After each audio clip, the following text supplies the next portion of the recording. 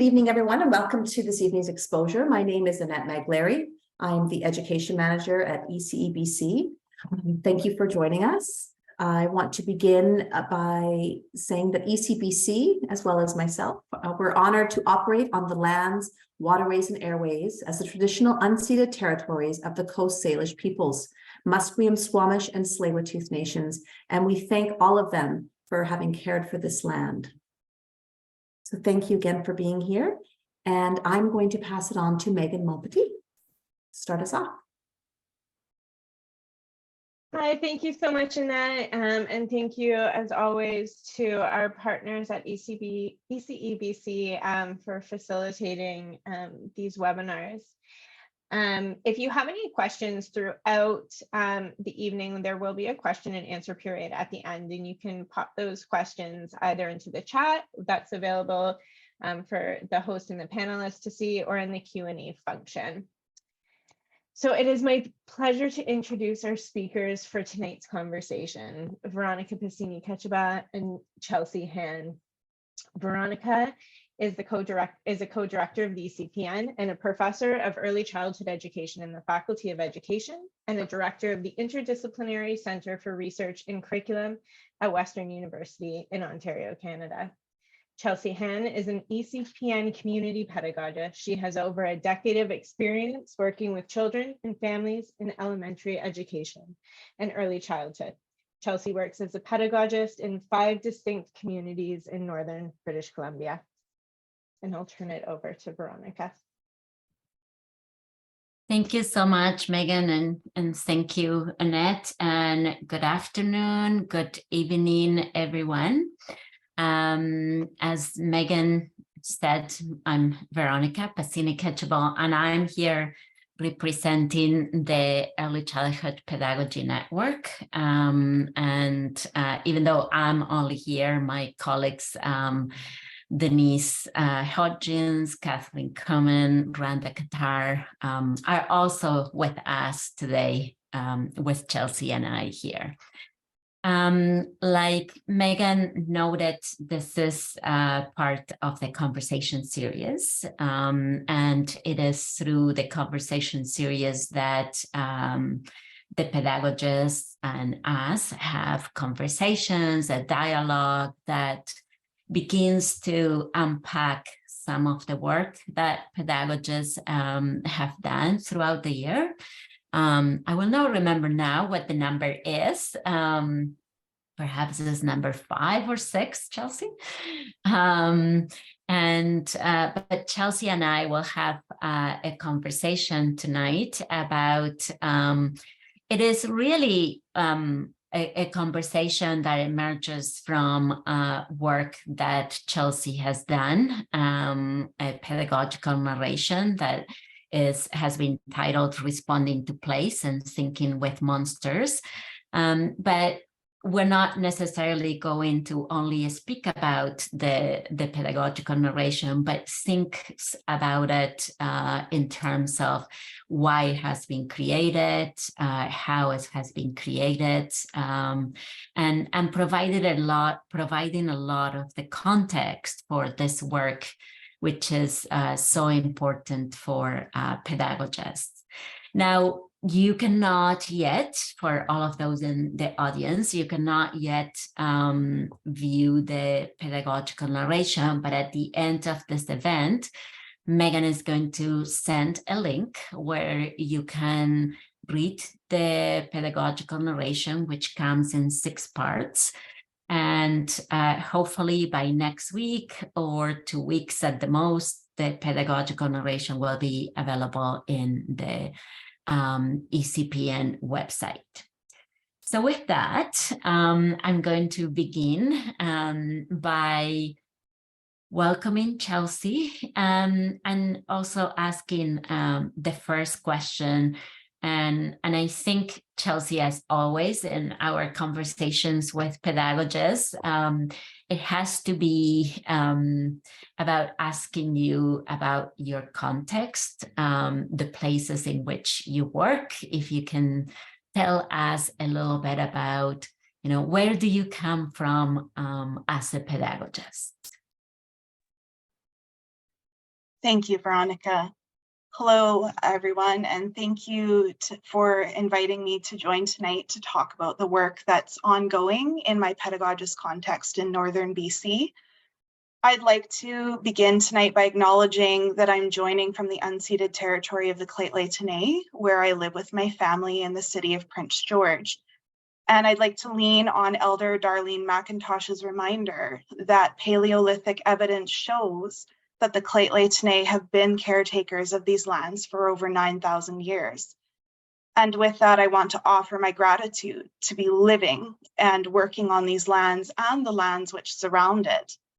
As a community pedagogist who works in rural communities, I also want to acknowledge that my work traverses across many traditional and unceded territories, including the Saikas, Nak'azdli, the Treaty 8, Sekani, and Wet'suwet'en. I'm always thinking about what it means to be a visitor and an outsider to place, and the hospitality and humility which is necessary to enter communities which hold many entangled histories. So I currently, right now, work with 5 rural communities in the north and west of Prince George, the largest of which has a population of about 5,000, and the smallest is a community of 1,000. And the northern landscape has been my home for much of my life.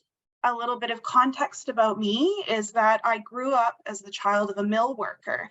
And so much of my childhood followed the forest industry boom and bust cycles of prosperity and poverty. So we moved often from one small mill town to the next across the province. And eventually we came to settle in Prince George, and I have come to call it my home. And the northern landscape is a big part of my life. I recognize that there is a complicated nature in what living here requires. For those who are unfamiliar with this landscape, this region is covered with boreal forests, most of which are second or third growth due to logging. So pine and spruce are much of what you will see when you drive down the highway, with aspen, cottonwood, or poplar interspersed. And our forests are frequently treated with herbicides to control insect infestations like the pine and spruce beetle, and also to farm a single crop of trees. And I remember as a child that when the pine beetle infestation swept across the province and the green hillsides turned this rusty reddish brown, and I've never forgotten this. This was the first time I realized that all life is vulnerable to forces outside of human control and that there are no guarantees. And a recent report on biodiversity has asked the province to particularly pay attention to logging practices in the old growth, which was mapped recently. And if you were to examine this map, you would see that the north has a few little specks to denote the remaining old growth, that almost all land is coded as forestry assessed land. So this means it can be logged or it has been logged previously. And so many of the favorite weekend camping getaway spots that we know and love beside lakes are present because of the Forest Services creating recreation sites after an area nearby has been logged. So this idea that the north is this untouched wilderness is an interesting narrative, which I've often wondered about. And as I say, it started in my childhood. We absolutely also do have beautiful, wide open spaces and room to move for hours in the bush without seeing more than another person. But we also grapple with these spaces being devoid of vibrant life. The caribou, salmon, and others are dwindling, and sometimes at alarming paces. And foraging for food in the wild, which my family engages in as part of our seasonal rhythms, makes noticeable the human impact on the topography. Our communities are not only connected by highways, which I travel on to go to my communities that I work with, but also there are gravel networks of forestry roads. And so resource industries are this most prevalent way in which human families make their lives here. And driving along the highways and the gravel roads, which stretch for hundreds of kilometers into the bush, there's layers of history that become visible in ghost towns and communities that no longer thrive in the same way they once did. The railway was very much part of what opened up the north to colonization, followed by the highways which supported industry. And the evidence of this can be seen in the empty railway platforms, the boarded up truck stop diners, and abandoned settlements which dot the landscape between communities that have continued. Landscapes in the north have been permanently altered with the expansion of agriculture and hydroelectric power in the north. We have 2 large reservoirs, one of which is the 7th largest manufactured body of water in the world. And it was created by flooding entire valleys and ways of life, which has forever impacted Indigenous communities. And there are others who live alongside of humans here as well. There's grizzlies and black bears, moose, deer, caribou, and so many more. And I often see grizzly bears, coyotes, eagles, and others as I travel from community to community in the warmer months. In my last trip to the Northwest, I actually came face to face with an eagle across my car hood as it lifted up off of the frost heap highway with a belly that was so full of carrion that it looked like it would be impossible for it to take flight. And these encounters remind me that we're always in relationship with the world, whether those relationships are ones that we hope to continue nourishing or relationships that have been established out of conditions that we hope to shift. And these more than human others, like the grizzlies, like the caribou, are impacted by human activity, which radiates out from our human communities into the bush, which is what the forest here is often referred to by many. And evidence of that can be seen when you go around a corner when you're driving and there's garbage dumped down the overgrown roads and the slash piles of broken trees that line those squared patches of cut blocks are always present. And I paint this picture with my words to illustrate that the north, in which all of these lives are entangled together, is a place that resists simplicity.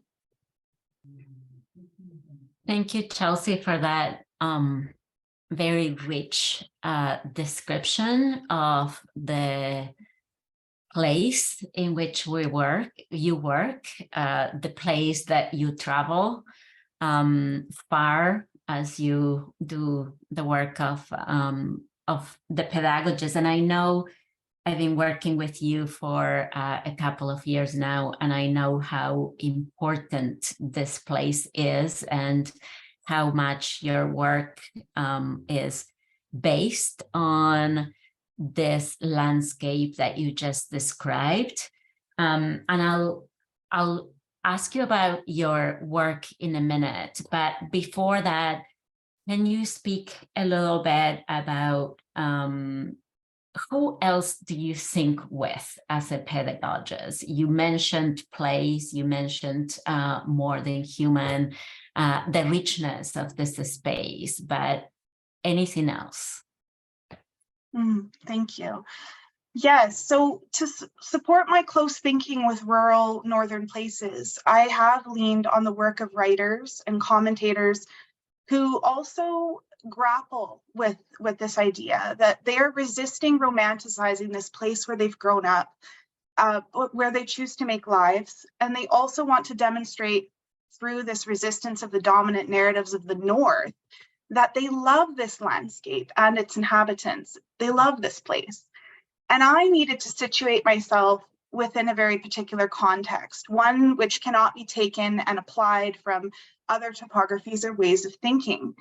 So I lean on the work of Brian Fawcett and his book, Virtual Clearcut, How Things Are in My Hometown, to support how I think about the complexity of our landscape in Prince George and the surrounding area as a settler. Fawcett's work explores the lack of permanence in this landscape and the resilience of all life, including the more than human lives, which are often considered on the margins. From his descriptions in his book of the silence of a cut block to his musings of life returning to wild raspberry brambles after a controlled burn, Fawcett is someone I have leaned on to unpack the complexity of life in the northern landscape as a settler voice, trying to reconcile the realities that they've grown up within and make sense of pressing ecological and political issues. And he's one of many voices that I've spent time with over the past years. But there are others who have impacted my work. Thomas King, who reminds us that stories can be dangerous and that the truth about stories is that's all that we are. I also lean on Edward Burtynsky. He's a Canadian photo documenter who offers his lens to the close examination of industry landscapes. And also the American novelist Andrew Krivik. He examines human-animal relations in a forever changed world in his recent novel, The Bear. And I also lean on Sandra Stiers, an Indigenous scholar who's written about the layering of stories within place. I've shared portions of these ideas within my work with educators and children, and certainly whether directly or indirectly, these storytellers and scholars have been some of the voices that have permeated my thinking about what it means to navigate 21st century childhoods with children in the North. And there have been many others who have influenced me along the way, including writers like Robin Wall Kimmerer, who brings a very lyrical gift of storytelling to complex conversations of relations and community with the world around us. And her ideas are certainly ones I lean on to think about relationality within my centers. Yes, and I have to thank you for also permeating my thinking with some of these writings that you have shared with me, and certainly I have been able to see the North, which I haven't spent a lot of time in a very different light. So now, Chelsea, I think that given this richness that you have given us about where you are located, how you locate yourself, what your relations are, maybe we can move on to if you can think a little bit about your pedagogical commitments, because this is the context that people are going to find in the pedagogical narration, but it's not necessarily written there. So if you can talk a little bit about that, what actually moves you pedagogically? Mm-hmm. Well, I want to talk in specificity about storytelling and my pedagogical commitments, but I'd like to start with a quote from some local Indigenous authors, Leona and Gabrielle Prince, and their beautiful children's book, How to Be a Good Ancestor, which was illustrated by a local Indigenous artist, Carla Joseph. And the quote is, "Words become expressions, expressions become stories, stories become narratives, and narratives become truth." And some of the narratives which become truths in early childhood education are the colonial narratives that maintain early childhood education. Early childhood education is an instrument for colonization because there is a narrative of fixing children. Encounters with the child who is in need of intervention are prevalent.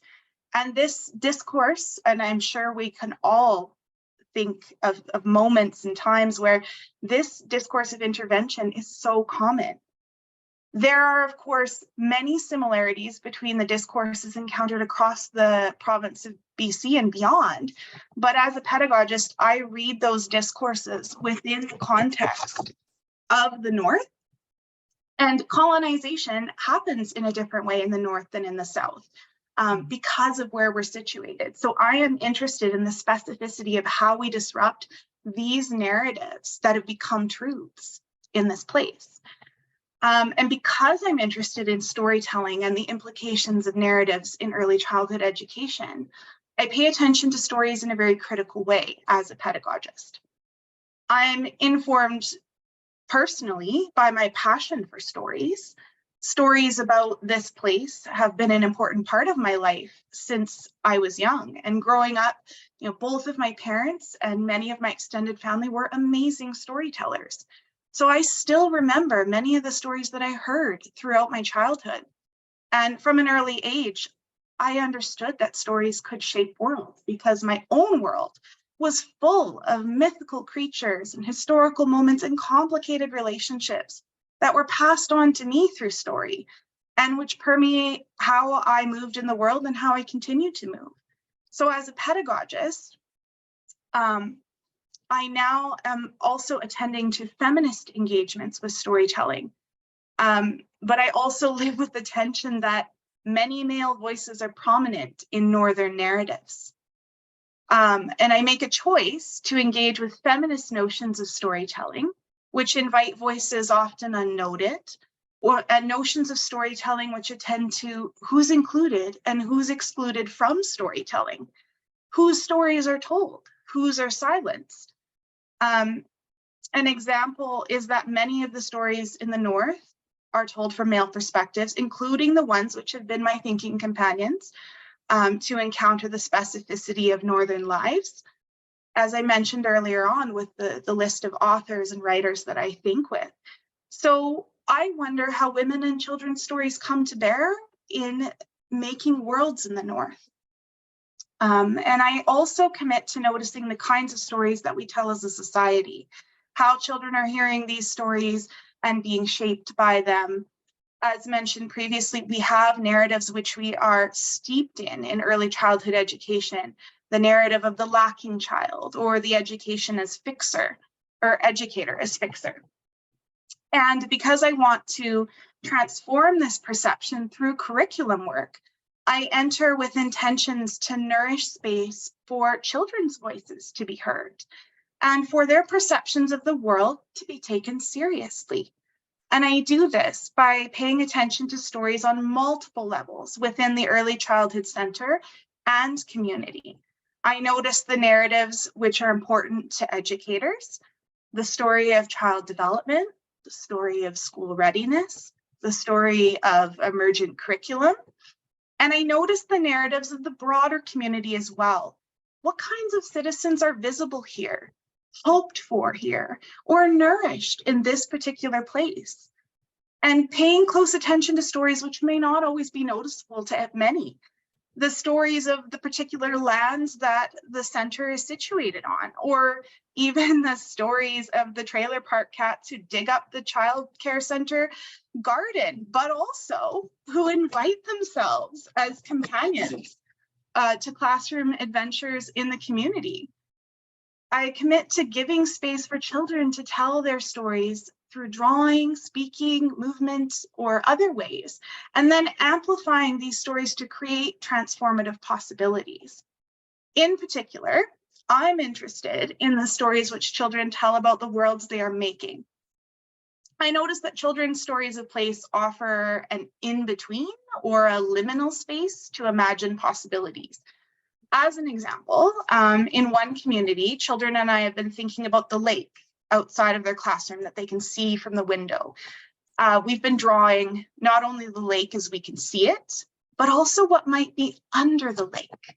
Fantastic creatures like bloodworms and giant Medusa jellyfish are communicating with the crows who are flying over the surface of the lake and calling out with their very raucous and rough-edged kind of caws, which the children are performing with a lot of delight. And this blending of the seen and unseen world, the world we can experience and the world that we can imagine or perhaps intuit, creates a space where alternate stories can be nourished and nurtured. And these exciting possibilities present themselves. I am smiling, Chelsea, as you speak about stories and storytelling. Because working with you, I know you always have many amazing stories, and I think we'll see it in the pedagogical narration on monsters. But before we go there, I know that you talked you mentioned colonial relations a couple of times and how specific they are within the context of the North. So I'm interested in if you can think a little bit about that intersection between your pedagogical commitments within the struggling relations of colonization within the North that you spoke about before. Mhm. Absolutely. And I'd like to begin by saying that entering into close-knit, small rural communities requires a slow work of hospitality and relations. But also, I attend closely to what kind of relations I'm nourishing or hoping for. Relations can be colonial, they can be risky or violent. So it's not enough to enter into any kind of relation. The North has a history of extractive practices, as I alluded to, like growing up here, the context is very much extractive resource as ways of life. But it's not only through that extraction of resources, but also through research. Often there can be a cycle of guests entering communities and leaving abruptly, or leaving once they have accomplished their goals. And so being aware of this history, I bring a commitment to building lives together. And so this is not about me entering in with the purpose of building relations, because that can perpetuate this colonial system of entering into communities to impart a better way of being, or to dismantle without understanding the context and the histories. All education needs to attend to history, but colonial education erases those histories. So I'm very conscious that through entering in as a guest, that I do not perpetuate colonial modes of education. And so this necessitates a dialogue of how are we going to walk together here? How do we find a shared space to work in? And this requires an ongoing work of nourishment and vulnerability.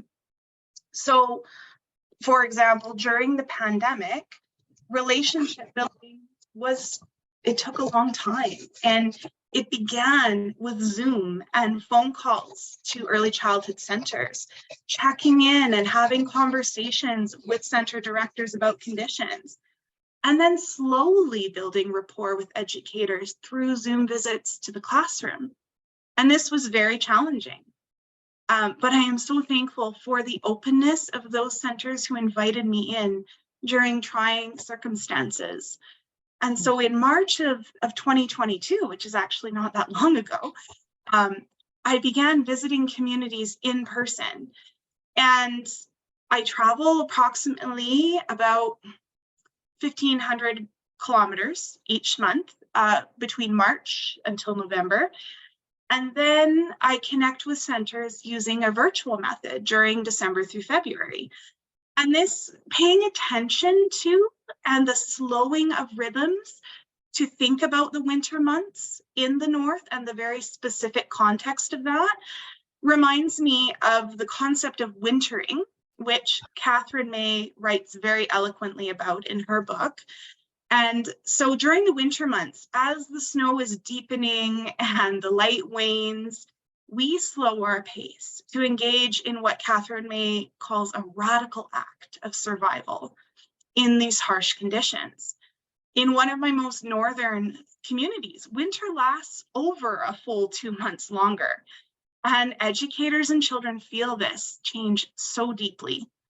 So we slow our pace and use this time to engage in shared reading practices, exerting our energies into those reflective tasks, which will prepare us for that bursting intensity of the very fleeting spring and summer, when we once again move with a lot more of that energized rhythm in our classrooms.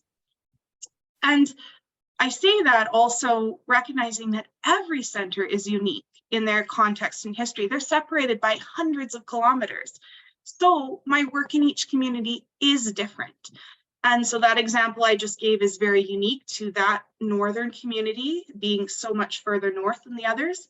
And it results with my responsiveness to the conditions.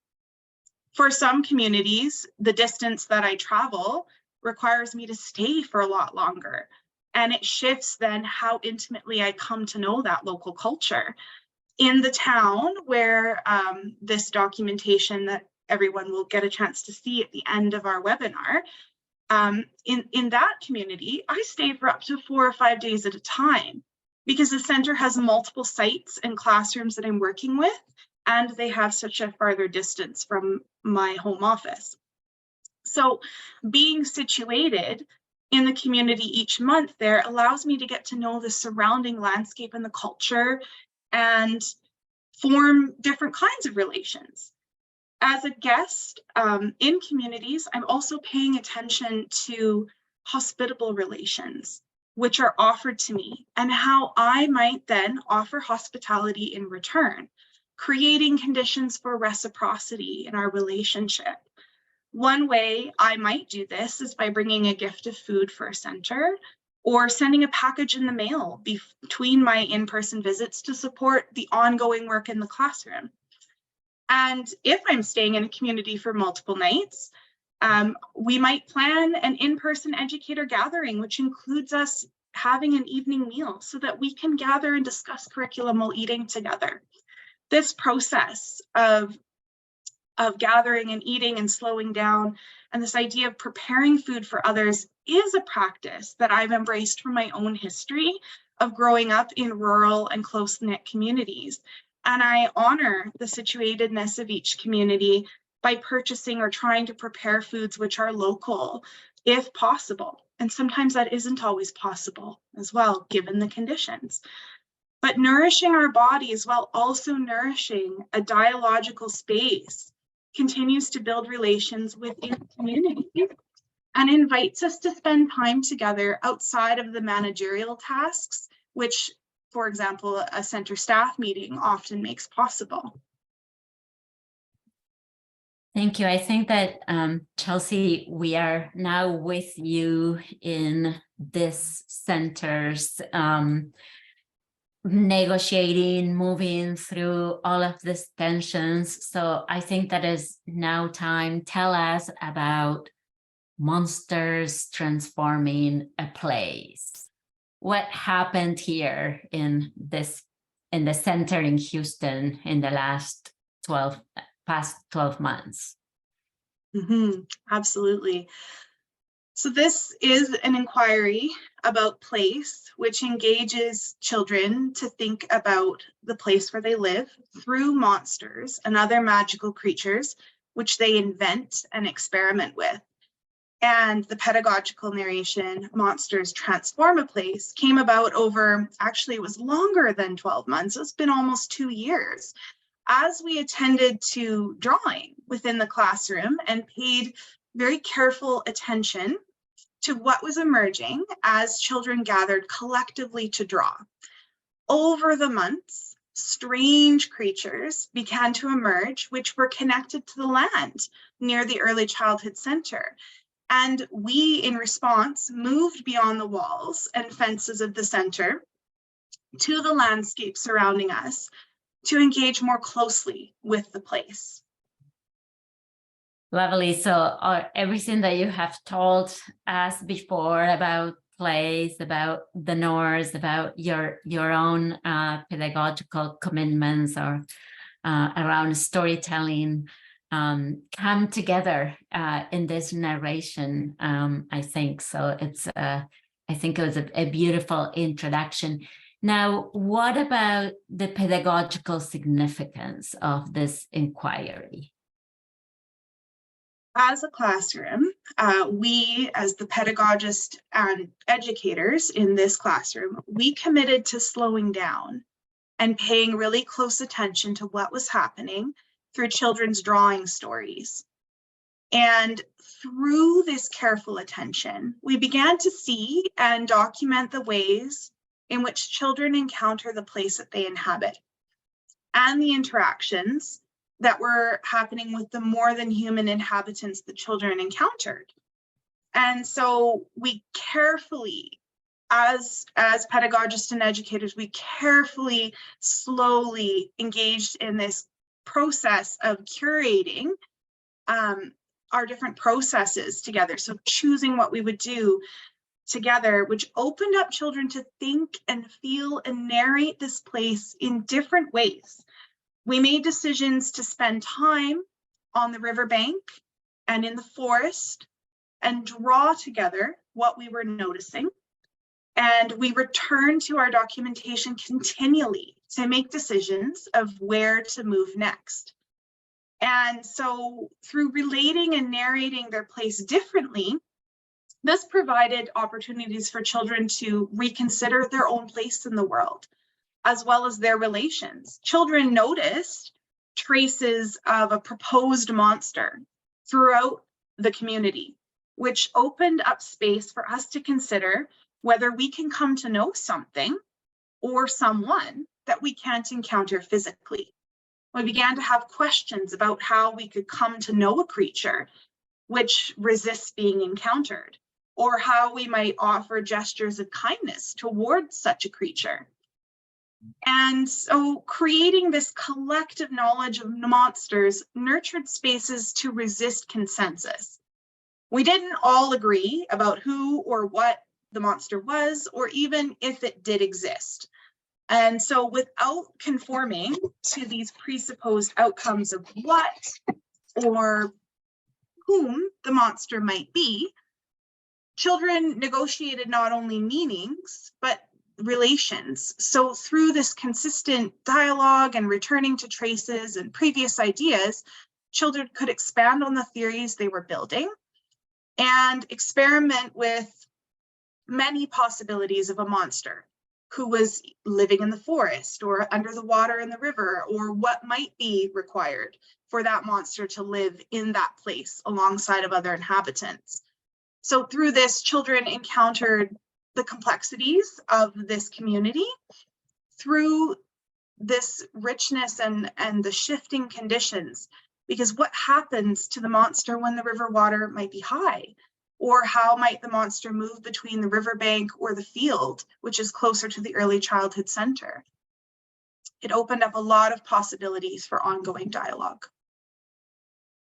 Yes, and I think when the audience has a chance to read the narration, they will see that. They will see children's engagement with having even a different kind of relationship with place, right? But I'll ask you one more question. So you spoke about your commitments, about what the pedagogical narration is about, the pedagogical significance within an educational context. Now, can you speak about the tensions? Because I know that there are always tensions in the work that you do as a pedagogist. And I'm not asking about the tensions because, I think that you need to solve those tensions, but tell us a little bit about what are the tensions that you live with or that you lived with within this inquiry. Absolutely. And I think that part of navigating tension is also recognizing that we, as pedagogists, as educators, must collectively navigate dominant discourses in early childhood. So, for example, we must come into a space of learning how to challenge developmental discourses when we don't even acknowledge their dominance because of how ingrained they've become.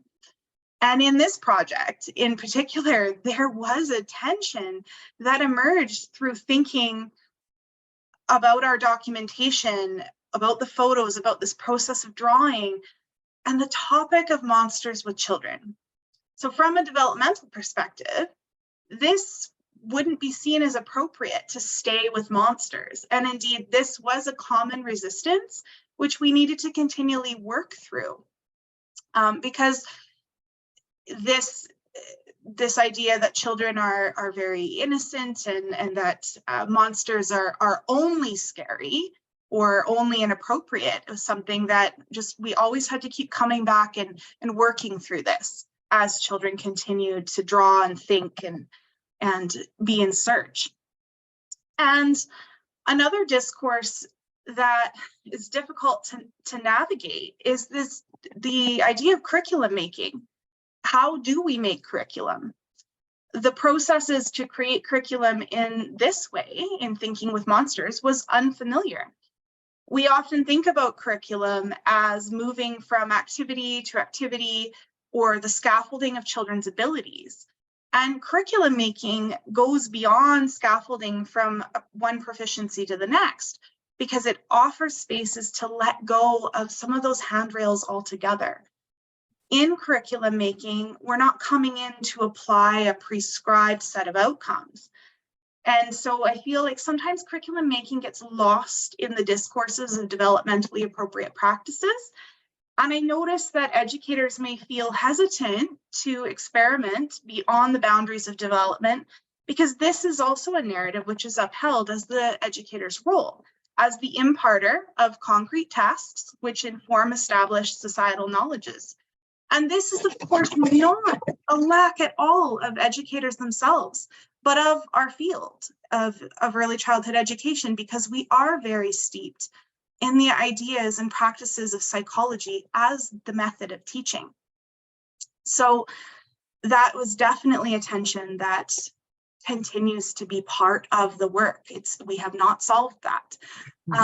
And there is also a tension which relates for myself as well as a pedagogist of how do I work pedagogy? We use the words a lot, but I have to be in conversation continually with other pedagogists to support the pedagogical processes which are continually emerging. And so as pedagogists, we are learning how to nourish pedagogical intentions rather than just making curriculum or doing an inquiry.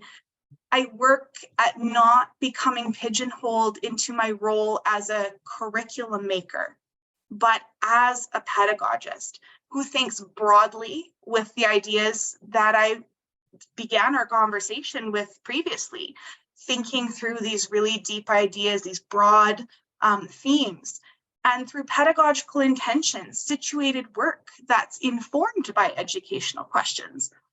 This work needs to be transformational and must ripple beyond curriculum and the walls of the classroom and the walls of the center.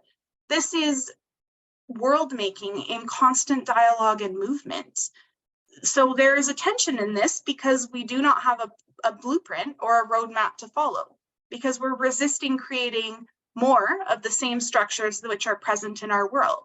We want to make a shift and never return to a place of comfortable expectations and predictability. And this is, and I believe it should be, a constant challenge.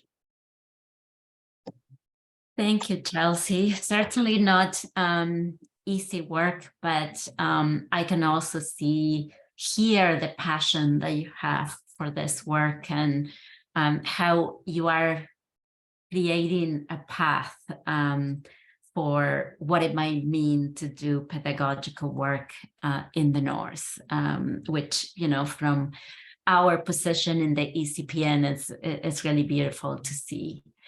Now I'm going to invite Megan back because Megan has been looking at the chat, which I haven't and Chelsea haven't, and there are also questions and answers. So Megan, if you want to pull some of those questions, comments. Yeah. Thank you so much, Chelsea. I just want to acknowledge that I'm always so inspired when I hear how you talk about your work and the care that you put into your work. And I just want to note to your citational practice. So I know Veronica asked you a question about who you're reading and how that informs your work, but you weave it into all of your pieces. And so it offers such a robust way of thinking, and I think lives these ideas, these narratives of singularity and extraction that are so deeply rooted in your pedagogical commitments, and you just demonstrate that in how you talk about your work and your citational practice throughout. So I wanted to say thank you and acknowledge that. I do want to open up questions again for people. If you put your questions in the Q&A or in the chat, I can share them with Chelsea and Veronica, and we can have a discussion about some of the work that takes place.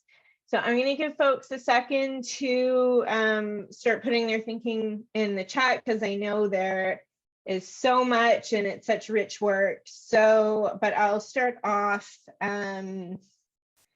with a question. So you talked a little bit about monsters and sort of this tension that sometimes families felt about, and educators about choosing monsters. And so someone in the chat mentioned, how did you decide to stick with monsters? Because that's one of those things that, like, you know, they mentioned that children often talk about, but, you know, it's just something that as educators, we don't take seriously. So what were the moments or the happenings occurred that helped you to think differently or take seriously monsters as not being sort of that frivolousness that you were, I think, getting at when you were talking about childhood innocence there? Absolutely. So these monsters came about from many months of drawing together, and we started to notice that children were drawing like these strange creatures, and there were these stories that continued to kind of get more and more elaborate about these creatures. And they weren't, you know, a monster from a TV show or a YouTube video or anything like that. They were like these unique creatures that just kept coming back. And I, as part of our slowing down is as pedagogists and educators, something's happening here. And I think that sometimes what can happen with children's drawings, and not always, but sometimes with children's drawings, there is this propensity to draw the picture, to look at the picture and say, oh, that's a beautiful picture, tell me about it. And then it gets tucked in the cubby and it goes home and it lives on the fridge or lives a happy life outside of the childcare center. But we don't necessarily spend a lot of time wondering a little bit more deeply about what's in that drawing. And with these drawings, there were these creatures that just kept being there with these really interesting stories. So I said, let's pay attention to those. And then as we paid attention to those stories more and more closely, there were certain stories that emerged that the children were saying, this particular monster, it lives in the creek. I know it's there. I know that it can move around in our community. And I took that moment with the educators in discussion. I said, that's really interesting. Let's stay with this and let's move beyond the drawing table and let's go outside beyond the fence and look for signs of this monster. And so we took our drawings with us. We were really paying attention to this idea of drawings as more than drawings as having these lives that could move off of the page. So taking it with us and going to the creek and searching began this space of not just taking children's drawings seriously, but now taking the stories of monsters that are emerging seriously and engaging in movements to make it extend beyond. Thank you so much. And your lovely response to that has provoked further questions about thinking about this. And so there's a question that asks about, how did you keep these like monster stories alive? So you talked about going to the creek, but what were some of the pedagogical moves that you did to bring those stories back to the children? Mm-hmm. Absolutely. So this happened quite fluidly, quite organically. Sometimes, as we know, if we work on the floor in childcare centers, things are busy, there's a lot of movement. So we had to make some decisions to begin to collect drawings in a particular place and take the time to sit down as a classroom and look at them together, talk about them together, take notes about what children were saying and ask them deeper, richer questions. We would also, when we went on walks, we would document our walks through video, through photography. The children they were also using the GoPros and cameras as we walked the trails near the river, as we walked to the field that was near the childcare center. And we would review those photos together. We would print them off and talk about them. We created a classroom photo album. Some of the children's drawings that were collective drawings, a map of, there was one that was a map that still lives in the classroom in different ways, that we kind of mounted on a cardboard backing and made it really secure. And it came with us as a map when we went out back to the riverbank, and it would guide our directions there. Children would add more to it. It became this kind of living space where children could go back to their drawings and add more and be in discussion together. We would watch our videos back together and have conversation. And we would also, there was a point as well where we really wanted to make this come alive in the classroom in kind of a more, no, I don't want to use the word intrusive, but like a really pronounced way. And so we made a decision to hang a sheet on the wall and project just documentation of our drawings on that wall, and children could, you know, experiment with their shadows with that for an entire month. This was up, and not every moment of the day, but it became like part of the fabric of the classroom, that was always welcomed. And it was like the children could be in it, not just only reviewing it at certain times, but being in the process and thinking about it and talking about it together, and saying, oh, I have something important to say. Can you write it down? Can you help me write this down? So it was kind of an ongoing process that went in very like multiple different directions in response to in a particular month or in a particular moment of like, oh, like let's follow this, let's document this, and let's return to it together.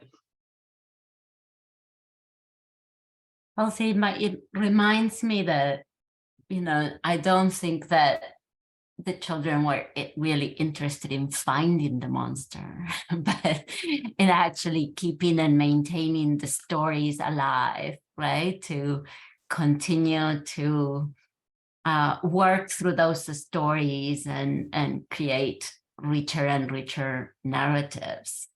It wasn't really about the monsters, if you wish. Like there was so many levels of what was going on in the classroom. And I think part of that goes back to my pedagogical commitments of children's voices and children's stories becoming visible. Like what happens when we give that space? Because it was just this space of such attentiveness and room for disagreement too, because everyone brought different ideas to the table. Not all children agreed that these monsters were real, or that they looked a particular way, but there was space for conversation about it, and for us to sit in those spaces of indecision together and just keep kind of adding, if you will, more and more context, more and more layers to those stories. And the children that this began with, most of them have moved on to kindergarten, but the children who've entered the room now, it's still very much alive for them, and in a different way. It doesn't look exactly the same or feel the same, but the monsters are still present as a method of kind of storying and being in the world together. Thank you so much. So there's lots of questions about monsters, and I think that's so awesome, because I think having this discussion about the monsters before folks get a chance to meet the pedagogical narration is actually going to be really generative to getting at some of those ideas. But I want to take a little detour from monsters for a second here, because we had a question in the Q&A, and I know you as a pedagogist, and I'm sure many of the other ECPN pedagogists get this question quite a bit and don't answer it right yet. I have a second part of follow up to it.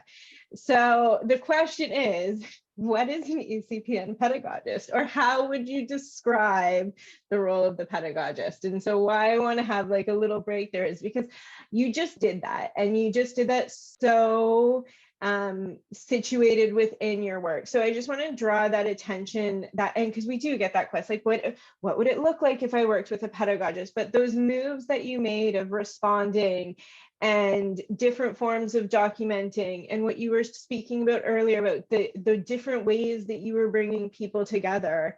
So I just wanted to, it's not really a question, but a noticing, and that this work is really hard to describe abstractly, and you just did such a great job of sharing with us how you embody the role of the pedagogist. And it's obviously, it's not going to be I can never say this word, replicable, right? Because people aren't going to be in the north hanging out with monsters in the way that you were maybe in the north hanging out with monsters, but you did a great job of making clear those different types of moves that allow pedagogists and educators to stay with ideas and to nourish and exaggerate, which is a word I always think of from Veronica, exaggerate some of the things that are happening in the classroom. So I just wanted to detour to that for a little second. I don't know if you have, either one of you have a little response to that before we get back to thinking about monsters.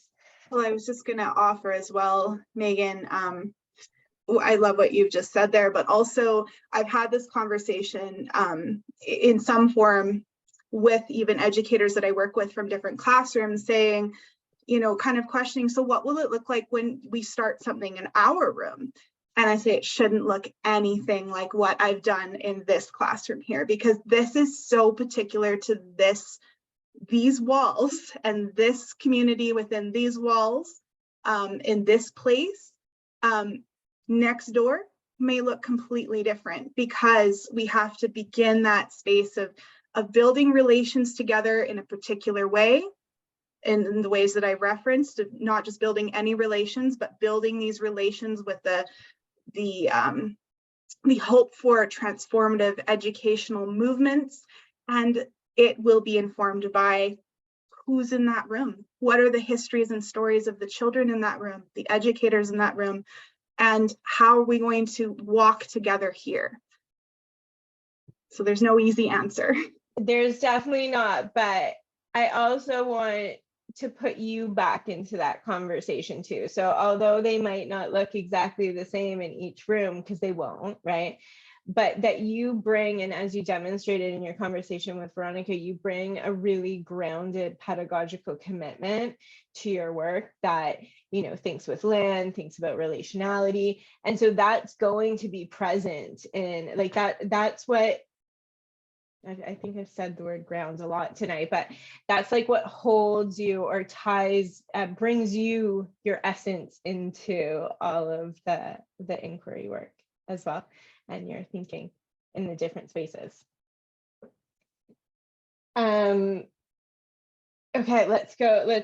I'm gonna go back to monsters a little bit. So we're getting some, I just want to acknowledge that there's lots of like thank yous and things that are coming up as well, and people I'm really interested about the work.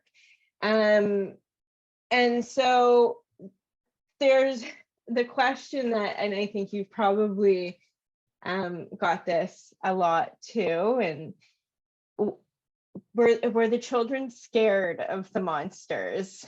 And what was, and I know you talked a little bit about how you articulated the why of thinking with monsters. So maybe some of your surprises in response to that, like were children scared of the monster, or was it a fear-based thing? Mm-hmm. So I think that there was, you know, when you're working in a collective in that way, in a classroom, where everyone's kind of bringing their voices and ideas, it can be tricky sometimes. And at the beginning, there were a couple of children who were a little bit more hesitant or kind of skeptical, or maybe because they were feeling a little bit scared of the word monster, not of what we were doing, not of the drawings themselves, but the word monster has this scary connotation. And so for some children, they walked alongside this idea of a monster, but like made it their own on these walks that we took to the riverbank. There was also, and you'll see this when you read the narration, there were other creatures that were a little bit more well kind of defined in our social kind of understandings of mythical creatures. So one of the things that kind of journeyed with us for a while was this idea of mermaids. And so some children were kind of like, I'm not so sure about a monster being real, or that I like the idea of this monster, because monsters are bad. Monsters are scary, they do bad things, they get us in trouble. But this idea kind of emerged where children were able to kind of talk about that very openly. And some of them said, well, I want to look for mermaids. And there was a bit of this like searching for mermaids and monsters. And then the story grew to be about how monsters and mermaids might be in relationship together. How, you know, a monster could be in the water and encounter other kinds of creatures. And I think that over time, our discussions with the children began to identify that this idea of the monster, it wasn't scary because it was something that was from this place, and they were drawing and theorizing what it could look like, sound like, behave like, and they were kind of in this space of going, well, it's from this place. It's not a scary monster on TV. It's not the same thing. I think the word monster was it was a way to describe a creature that kind of doesn't fit in the box of what we can see or normally imagine. And the word that children came up with was a monster. If children hadn't named it a monster, I might not have called it a monster. It might have been a creature. But I think that children began to play with these ideas a lot more, to a space of where it was less about it being something that we could identify easily as a monster, to kind of a story of something that's there that we can't quite catch a glimpse of, but we see traces of. And we kept having this open space where children could talk about everything they were encountering, and we weren't creating a space where it's like, where we were kind of letting that fear of like, what if we have a moment where we're feeling a little scared, so let's not talk about this. We kind of just came together as a group and really worked through those ideas together. And I think that was, for me, a little bit of that surprise and excitement, was to see how that can work in a classroom, how if we slow down and we give space for some of these conversations, just how it can invigorate and transform a word like monster to become something that isn't that predetermined kind of bias that we have. Thank you. So I think I'm going to do 2 more questions because I do want to leave space within our scheduled time tonight for people to have a chance to go and engage with the documentation with the conversation fresh in their brain. So this is going to be an amalgamation of a variety of different questions. So there's a couple. Rianne asked, do the monsters of this work, do they connect with any specific Indigenous or situated stories of this place? There was other questions about, sorry, I'm finding them now, I put them in a place. Did people connect monsters with potentially real things in the northern environment? And yeah, okay, I'll put those. Well, I'm really excited for those questions. And I'm excited for everyone to engage with the documentation, because you'll get to see a couple of things in specific, but I just wanted to address as well the question about, I guess, Indigenous knowledges. And so I just wanted to say that in this inquiry, we did not lean on any stories of Indigenous like creatures or those stories and knowledges, because that work for me is really important, that we would have brought in an elder or somebody from the traditional territory and done that work with us very carefully. So there were words that came up from children to kind of think about this idea of a monster, but I was really careful that, you know, we didn't just take and apply stories of things that might be familiar or Indigenous stories from that area and just say, you know, we're going to think with this, because I think there's a lot of responsibility in creating those connections and relations in a respectful and a responsible way. And there were moments where we did lean on some local mythology of a local writer who he's written several fictional books, and one of them is about an encounter with a Bigfoot. And so that did come in to be part of our conversation. But the children never identified that this monster was a Bigfoot. They were kind of in the space of theorizing about different kinds of tracks and, you know, possibilities. And I think they enjoyed engaging with that story because it opened up space for them to, I think, imagine a little bit more, kind of like how we read to support our thinking and deepen our inquiries that we have as adults. Bringing in that story kind of supported children to do the same and to recognize that this was somebody in their community that they knew or knew of, that was connected in some way to the center. So, and there was also, because children didn't ever pin down and say, this monster looks exactly this way, but it was this idea of many different ideas that we never fully materialized. I think that gave us a lot of exciting space to kind of stay in speculation, so that this idea of a Bigfoot sighting could be part of our monster story, but it wasn't the monster story. And it definitely just continued to enrich our ideas without kind of pigeonholing us into, well, now the monster is a Bigfoot, and we're going to think about Bigfoots, we're going to search for Bigfoots, and Bigfoots behave and act and do in this way.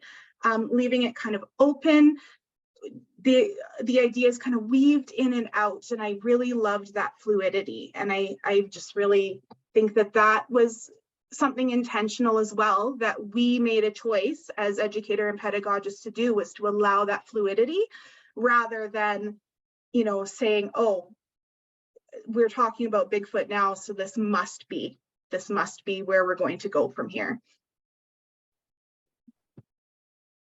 Thank you very much. Okay, so I have one last question, and then we'll wrap for the evening, and I'll share the link to the narration in the chat. If other people have questions for Chelsea that they want her to think with, you can put them in the chat, and I'll share them with her after tonight. So this question from April, and she begins by thanking you for your work and your visioning. And a question about how Thinking with Monsters helped create, and I'm not pulling the whole complexity of the question because I think some of it was answered before, but how it helped you think differently about place specifically, like what were like the hows of working with children and monsters that, you know, created new possibilities for engaging with place, with educators and with children, for your collective thinking. It's a hard one. It's not a hard one, but a deep one to end with. I think that's still ongoing. I think that things are continuing to emerge, but one of the things that I've really learned and continue to kind of embrace alongside of I've just spoken about that kind of that fluidity of this monster, and that just that movement of back and forth. And I think that it really supported me to return to the readings and the deep thinking that I've been doing with, for example, with Brian Facette and his kind of troubling of impermanence. So this idea that, you know, extraction and these different movements happen, but there's also a rebirth and a movement. So there's always, you know, there can be devastation, but then also this regrowth. And I really love that kind of fluid movement that happens when we start to kind of think about place as having so many layers of history, but one day we're going to also be part of that history, and the layers will continue to build. And I really think about that a lot, because this idea of just kind of working in a liminal space in the in-between, I think that shows up a lot in the work that I do with children and educators on the floor, thinking through curriculum making. And it's how I'm starting to think about the world, less about those black and white absolutes of before, now, after, but kind of in this space of moving back and forth and playing with ideas, and recognizing that, you know, the place that we're in now has all of those layers, and we can kind of make those fluid movements. Hope that was a very deep question that I'm going to continue to linger with, and I hope that my answer in this moment reflects that kind of that space of thinking and fluidity as well. I think that was a perfect provocation and thinking to leave everyone with. I just sent the link to the documentation or the narration in the chat there for everyone. Thank you so much, Veronica and Chelsea, for sharing this work, this important work, this Northern work. I think is so important that we got to share that with lots of folks in the province. So thank you, everyone. And again, thanks to ECEBC for making tonight possible. Yeah. Thank you, Megan. And thank you, Chelsea, for the presentation and for the work. And thanks everyone for joining us. Thank you so much, everyone. It was lovely to be here, and I see some familiar names coming up in the chat. So thank you for joining tonight.